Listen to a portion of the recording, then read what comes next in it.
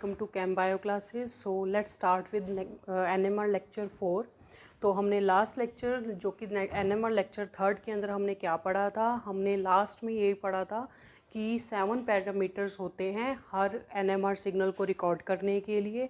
तो first one जो parameter था वो हमारा था नंबर ऑफ़ सिग्नल्स, और हमने उसके कुछ सिंपल एग्जांपल्स किए थे, ठीक है। और आज हम क्या करेंगे, उन्हीं कुछ सिंपल एग्जांपल्स को रिवाइज करेंगे और साथ में और नए नए एग्जांपल्स देखेंगे, और साथ में हम सेकंड पैरामीटर जो कि केमिकल शिफ्ट था वो उसके बारे में हम पढ़ेंगे, ठीक है। तो लेट्स स्टार्ट।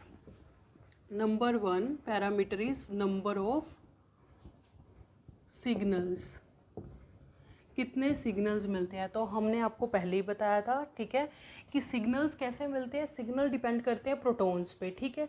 कितने टाइप के केमिकली इक्विवेलेंट प्रोटॉन है, क्या है, केमिकली इक्विवेलेंट। केमिकली इक्विवेलेंट जितने भी प्रोटॉन होंगे वो एक सिंगल अपना क्या देंगे, सिग्नल, क्या देंगे, single signal. Chemically equivalent, chemically equivalent means जिनका एनवायरनमेंट क्या हो, सेम हो, ठीक है। इतनी सी हमने बात की थी। तो उसके हिसाब से अगर मैं एग्जांपल लेके चलूँ CH4 का, अगर मैं लेके चलूँ CH3 का, CH3 का, ठीक है। अगर मैं लेके चलूँ कुछ example H H H H H H, ये तीन मैंने कुछ एग्जांपल्स ये देखिए। अब ये जो सारे H हैं ये सारों का क्या है, ये सभी H का एनवायरनमेंट जो क्या है, सेम रहेगा। अगर मैं ऐसे आपको दिखाऊं बोर्ड्स दिखा के, तो आप देखिए इन सब का एनवायरनमेंट इधर इधर हर जगह पर सेम है, हर H का एनवायरनमेंट सेम है। तो हर जितने भी H है वो सभी सेम टाइप के H हैं।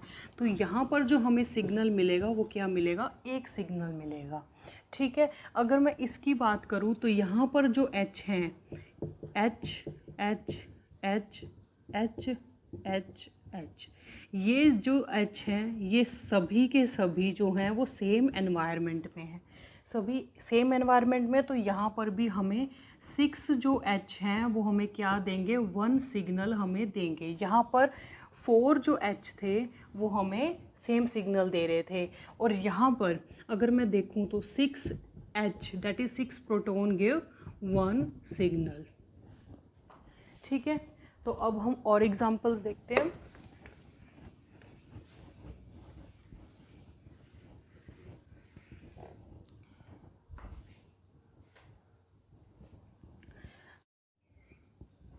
बेंजीन, और ये एक ग्रुप लगा है X H H H H H।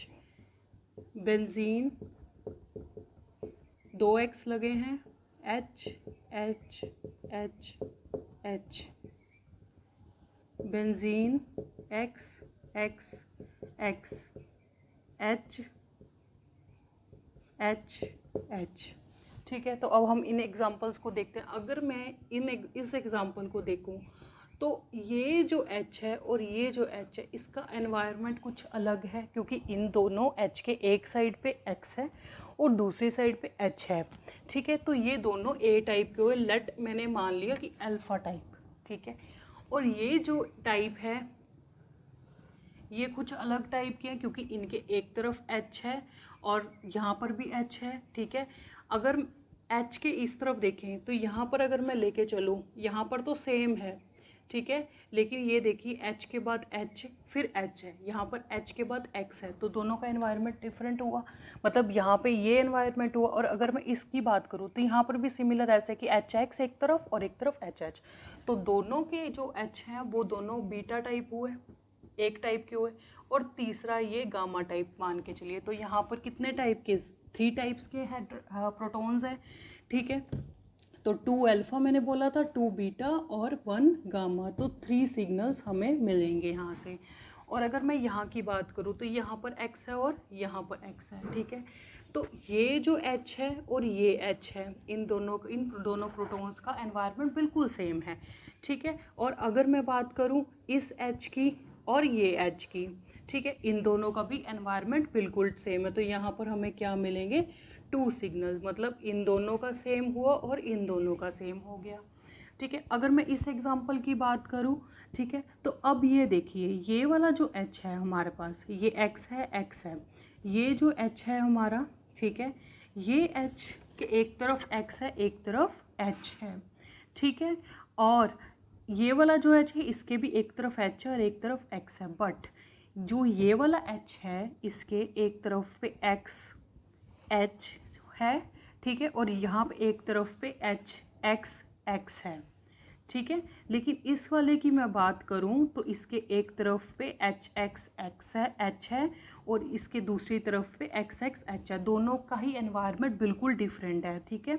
तो ये ए टाइप का हो गया, ये बी टाइप का हो गया, और ये बिल्कुल ही डिफरेंट है तो सी टाइप का, और हमारे पास थ्री सिग्नल्स आ जाएंगे, ठीक है। तो अब मैं H H H H H H और H और H, तो ये एग्जाम्पल था हमारा नेफ्थलीन का।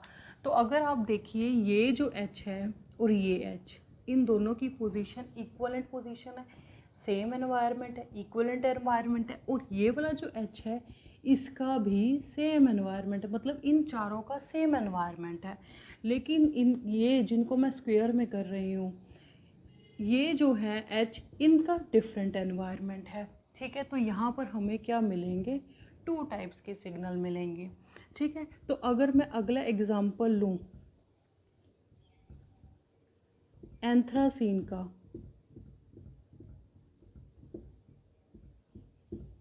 यहाँ पे सब जगह पे H लगे हुए हैं, ठीक है। तो अगर मैं इनका एग्जांपल लूँ तो अब देखिए ये जो H है और ये H है एक टाइप का सिग्नल देगा, ठीक है। ये H डबल टिक से ये और ये सेम टाइप का सिग्नल देंगे, और ये वाले सेम टाइप के। तो यहाँ पर हमें क्या मिल जाएंगे, 3 सिग्नल्स मिल जाएंगे, ठीक है। Let's take another example of phenanthrene.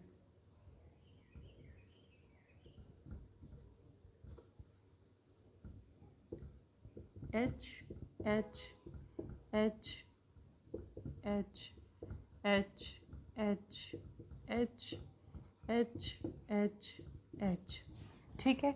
तो अगर मैं यहाँ कहूँ तो ये वाला और ये वाला सेम टाइप का है, इक्वलेंट है, पहला सिग्नल यहाँ से आएगा। फिर ये वाला और ये वाला H सेम है, सेकंड सिग्नल। थर्ड सिग्नल आएगा आपका यहाँ से, ठीक है। फोर्थ वन आपका यहाँ से आएगा और फिफ्थ वन सिग्नल यहाँ से आएगा। तो यहाँ पर हमें जो होंगे 5 सिग्नल्स मिलेंगे, ठीक है। तो अब हम और एग्जांपल देखते हैं। Example X Y H H H H। तो यहाँ मैं क्या कहूँगी कि ये जो H है और ये वाला जो H है दोनों ही डिफरेंट एनवायरनमेंट में, इसके एक तरफ Y है, इसके एक तरफ X है, ठीक है। तो ये A टाइप और ये B टाइप, और सिमिलरली ये और ये भी अलग अलग एनवायरनमेंट में है। तो ये क्या हो गया C और ये क्या हो गया D। तो हमें यहाँ से 4 सिग्नल्स मिलेंगे, ठीक है। तो अगर मैं एग्जांपल दूँ CH2 CH2 Cl और यहाँ पर Br, तो ये जो दोनों प्रोटोन हैं वो एक टाइप के हैं और ये B टाइप के हैं, ठीक है। तो यहाँ पर क्या सिग्नल आएंगे, 2 एग्जांपल्स।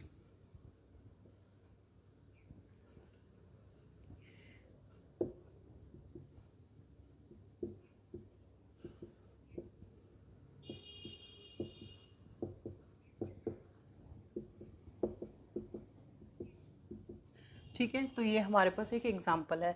तो इस कंपाउंड के अंदर अगर आप देखें तो हमने क्या लेना है, ऐसे अगर कंपाउंड्स आ जाए तो हमने ब्रिज कार्बन को देखना है। तो ब्रिज कार्बन से देखिए आप कैसे रिंग्स जुड़ी हुई हैं, ठीक है। तो आप इसको क्या मान के चलेंगे, कुछ ऐसे रिंग, ये 4 मेंबर्ड रिंग, ये 4 मेंबर्ड रिंग कुछ ऐसे जुड़ी हुई हैं, ठीक है। तो अगर ये एक रिंग ये, ठीक है, तीसरी रिंग ये होगी, मतलब एक ये रिंग है, एक ये रिंग है और एक ये रिंग है, ठीक है। तो ये जो आपस में होती हैं, ये जो एरिया है यहाँ, इसको क्या बोलते हैं, कैविटी। और जितने भी हाइड्रोजन्स अंदर की तरफ आएंगे वो एक टाइप के सिग्नल देंगे, और जो बाहर की तरफ आएंगे वो अलग टाइप का सिग्नल देंगे। लेकिन इस एग्जांपल में अगर आप देखेंगे तो तीनों ही क्या हैं, तीनों जो रिंग्स हैं, ये ring, this one 6-membered ring, and this one also 6-membered ring, and this one ring is also 6-membered ring। तो तीनों की तीनों जो रिंग्स हैं वो 6-membered रिंग्स हैं, और साथ में तीनों के साथ ही एच एच जुड़े हुए हैं, इक्वलेंट पोजीशंस पे हैं। तो यहाँ इस केस में जो हमें सिग्नल मिलेगा वो 1 सिग्नल मिलेगा, ठीक है।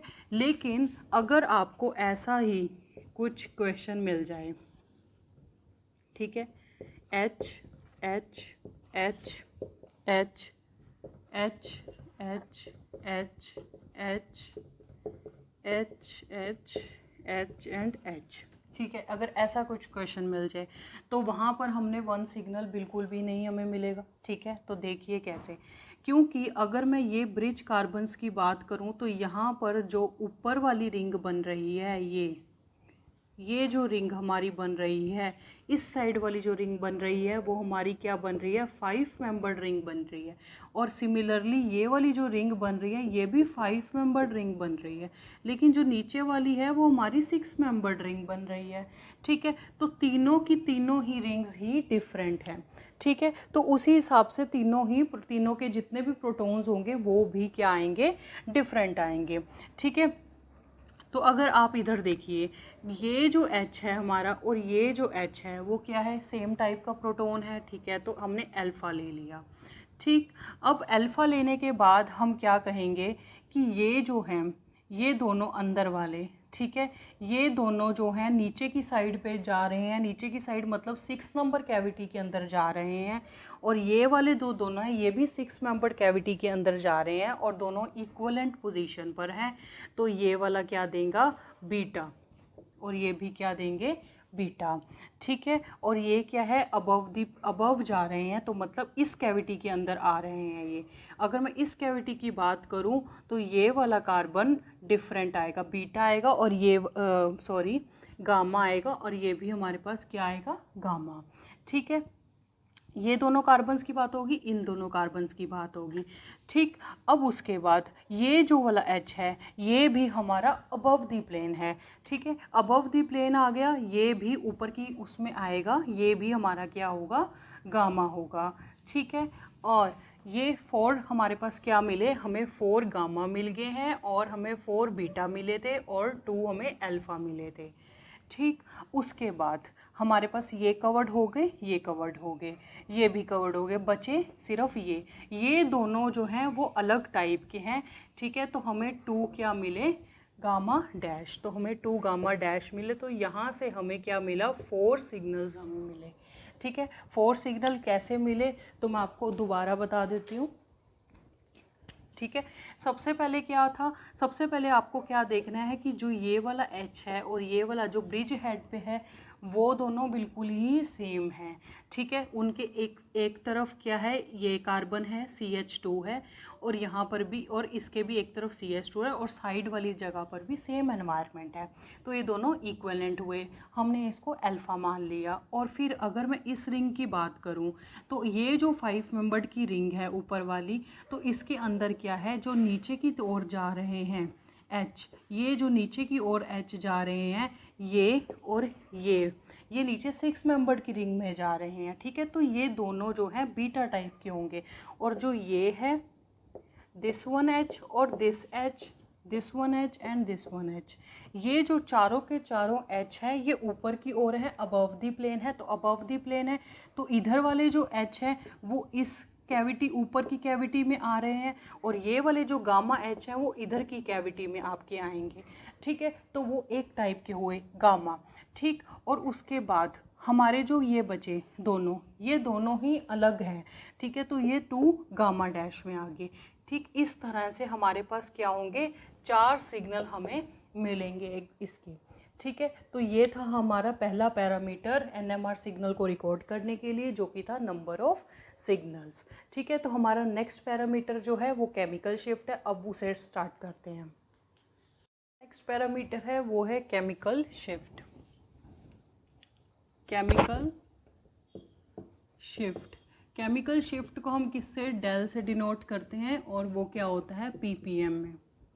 ठीक है, हम डेल से क्यों डिनोट करते हैं, आज के टाइम पे हम डेल से करते हैं, कुछ पहले क्या होता था टाउ से करते थे। ठीक है, आप टाउ से भी निकाल सकते हो, 10 माइनस डेल करके आप टाउ की वैल्यू भी निकाल सकते हो। ठीक है, तो ये आपकी चॉइस है।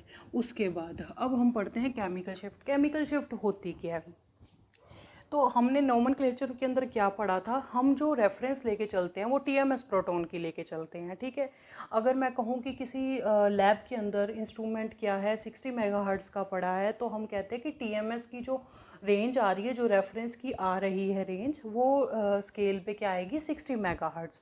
ठीक है, उसके अकॉर्डिंग जो हमारा ये रेफरेंस पॉइंट है टीएमएस का, ठीक है, अगर किसी की लैब में 60 मेगाहर्ट्ज है जो हमने लेट किया, तो 60 मेगाहर्ट्ज अगर ये टीएमएस की वैल्यू आ रही है, तो उसकी वैल्यू से कितना शिफ्ट होता है, शिफ्ट ऑफ वैल्यू, वैल्यू कितनी शिफ्ट होती है टीएमएस की वैल्यू से, उसी को ही हम बोलते हैं केमिकल शिफ्ट। और हर टाइप के प्रोटॉन की अलग होती है। अगर मैं CHO के प्रोटॉन की बात करूं उसकी वैल्यू कुछ होगी, अगर मैं OH के प्रोटॉन की बात करूं उसकी वैल्यू कुछ होगी, अगर कोई H ग्रुप, अगर कोई CH2 या H कनेक्टेड है Cl के साथ या किसी और के साथ, तो उसकी वैल्यू कुछ होगी। ठीक है, तो सबकी वैल्यू अलग अलग होती है। ठीक है, तो अब हम पढ़ेंगे इसकी वैल्यू ऐसा क्यों चेंज होती है, क्या है।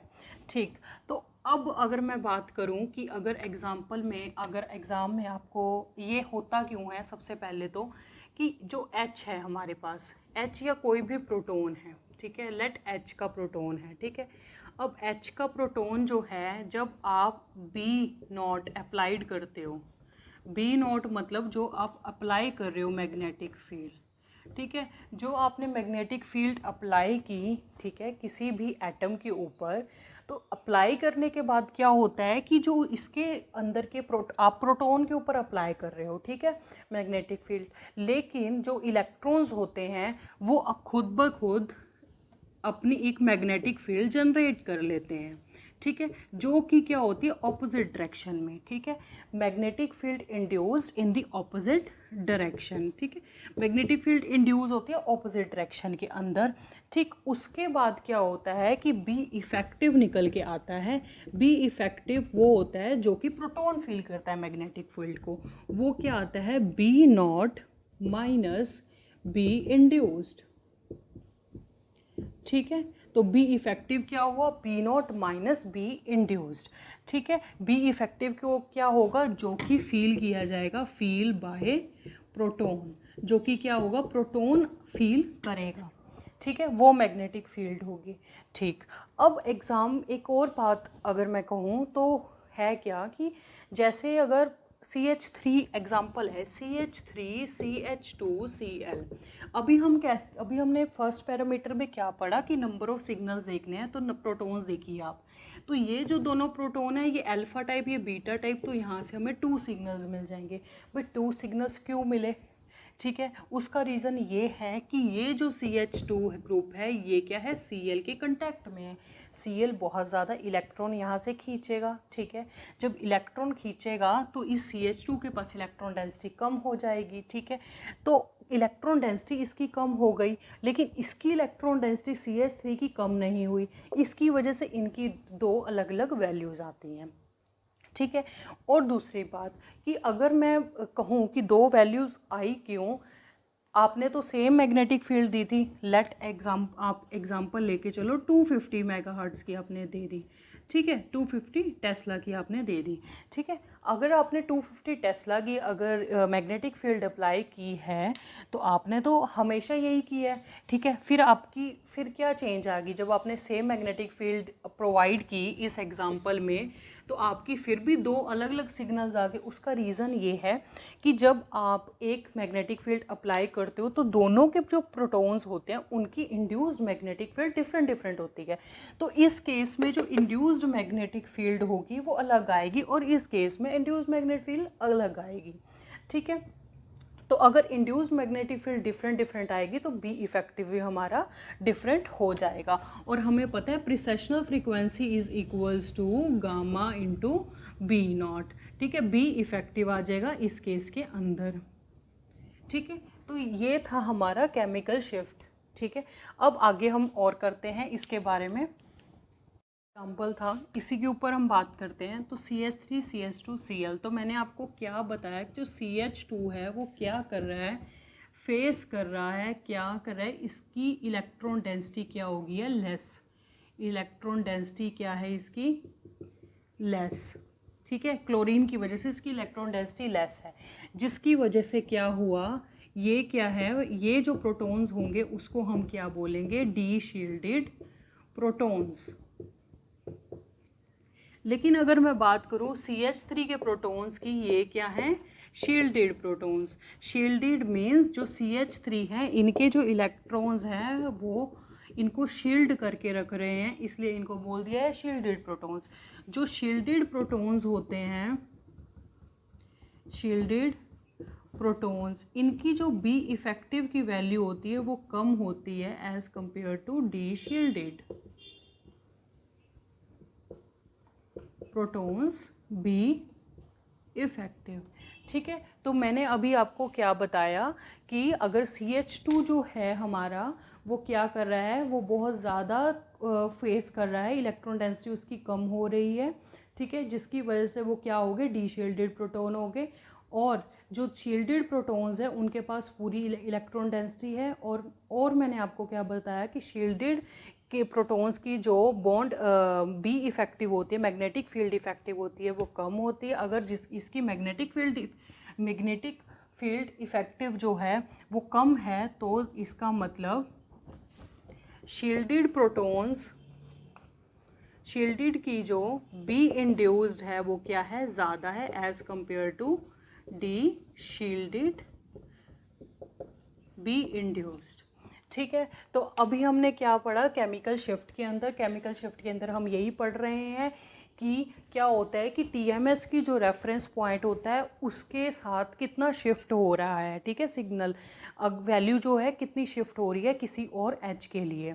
ठीक है, तो TMS के अकॉर्डिंग जितनी भी शिफ्टिंग होगी वो हमने कैसे देखनी है। सबसे पहले तो हमें ये पता है कि म्यू की वैल्यू क्या होती है, फ्रीक्वेंसी, प्रिसेशनल फ्रीक्वेंसी से गामा इंटू बी इफेक्टिव, ये एक फॉर्मूला है। ठीक है, ये हमने फॉर्मूला देखा। और हमने क्या बात की कि जो हम बी अप्लाई होता है, मैग्नेटिक फील्ड अप्लाई हो रही है, मैग्नेटिक फील्ड अप्लाई होने से क्या होता है, इंड्यूस्ड होती है मैग्नेटिक फील्ड, जो कि इलेक्ट्रॉन्स अब खुद में इवॉल्व करते हैं। ठीक है, उसके बाद जो बी इफेक्टिव जो फेस की जाती है, फील की जाती है प्रोटॉन्स के साथ, तो वो क्या आती है, B not minus B induced. ठीक है, फिर हमने शील्डेड और non shielded, the shielded protons की बात की। तो हमने क्या बोला, शील्डेड प्रोटॉन्स होते हैं उनकी बी जो इंड्यूस होती है वो बहुत ज़्यादा होती है, क्योंकि आपको पता है वो कुछ फेस ही नहीं कर रहे, इलेक्ट्रॉन डेंसिटी उनकी कम ही नहीं हो रही, इसलिए उनकी इंड्यूस्ड मैग्नेटिक फील्ड ज़्यादा होती है। और जिसकी इंड्यूस्ड मैग्नेटिक फील्ड ज़्यादा है उसकी ऑटोमेटिकली फॉर्मूले के according B effective is equals to B not minus B induced. तो इस फॉर्मूले के अकॉर्डिंग उसकी बी इफेक्टिव क्या हो जाएगी, कम हो जाएगी। ठीक है, तो ये था हमारा केमिकल शिफ्ट। तो अब इसके बाद हम बात करते हैं केमिकल शिफ्ट का एक फॉर्मूला है, वो आपको बताती हूँ।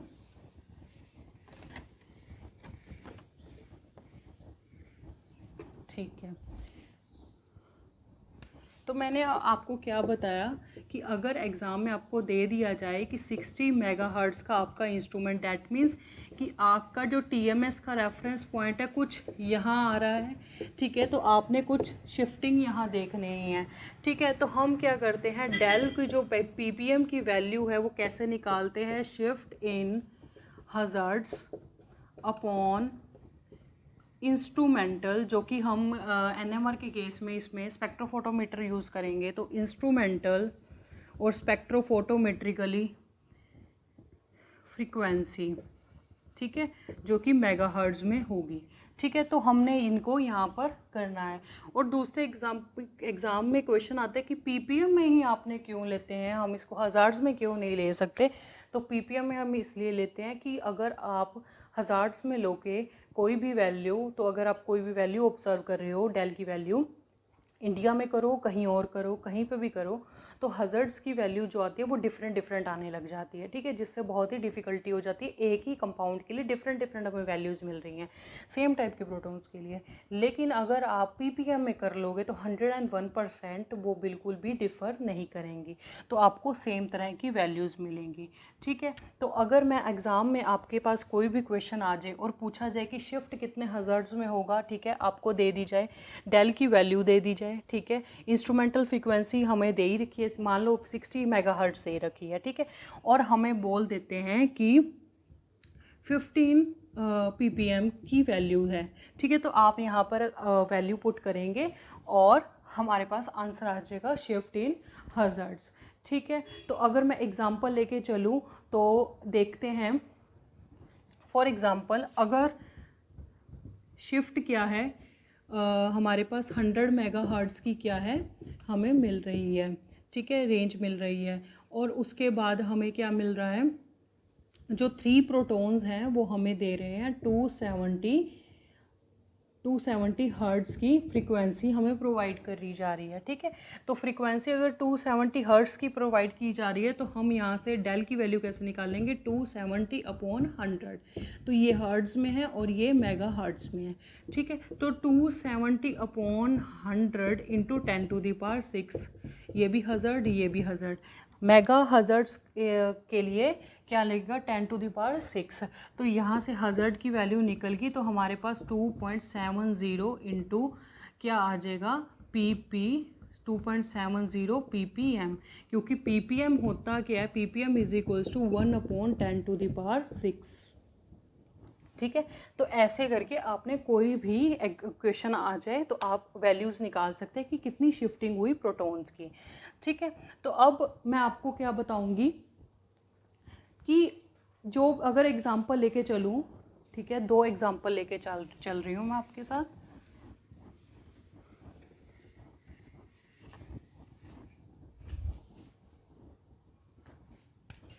ठीक है। अगर मान लो 200 मेगाहर्ट्ज़ पे हमारा इंस्ट्रूमेंट है, इंस्ट्रूमेंट, ठीक है, इंस्ट्रूमेंट हमारा 200 मेगाहर्ट्ज़ का हमारी लैब में अवेलेबल है। तो फ्रीक्वेंसी जो 1 टाइप के प्रोटॉन्स हैं उसकी क्या आई है 15